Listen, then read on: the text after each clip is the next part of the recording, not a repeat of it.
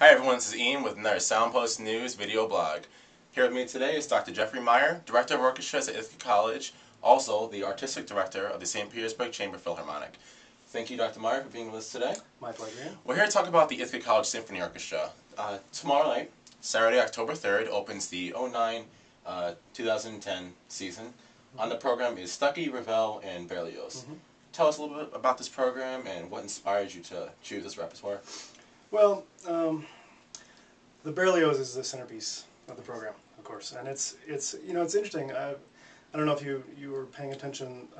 Both one of the early concerts with Dudamel and L.A. Phil was Berlioz Symphony Fantastique, and there's an incredible recording available on iTunes with that performance, and also the debut of Alan Gilbert with newer Phil was also Berlioz. Yes. And it's interesting. I didn't know these things were going on, but it's I don't think it's just in the air. I think this piece is a real showcase for both orchestras and conductors. So it's been on my list to do with this orchestra for some time. It is such a virtuosic showpiece for everyone involved. Yeah. So the program started with that germ, and then I spoke to Steve Stucky earlier in the spring, I think, about a piece that would be appropriate to do here.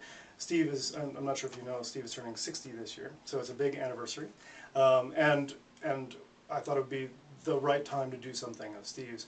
So he suggested this piece as a possibility, and the program then is filled out with Ravel. And the whole program then falls within this kind of French orchestral idea. So there's a real unity to the program, which I like a lot. Excellent.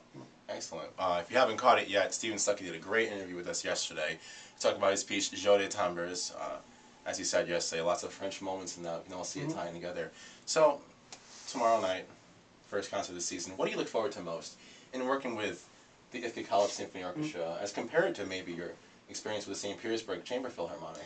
Well, there's a few things. The exciting part about working with younger musicians, the growth rate is fast, but of course the rehearsal cycle is over a longer period of time. With a professional orchestra, you come in, you conduct your 4 rehearsals, have concert, and it's done.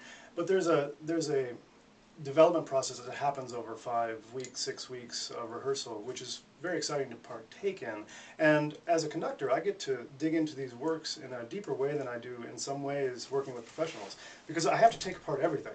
Nothing happens by itself, really.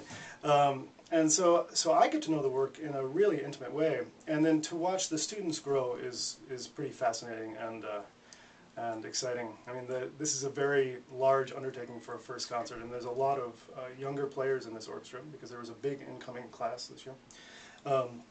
So it's been, I sort of feel like I took most of the players, especially the first year players, and threw them into the deep end of the orchestral waters and to see if they would swim, and they are.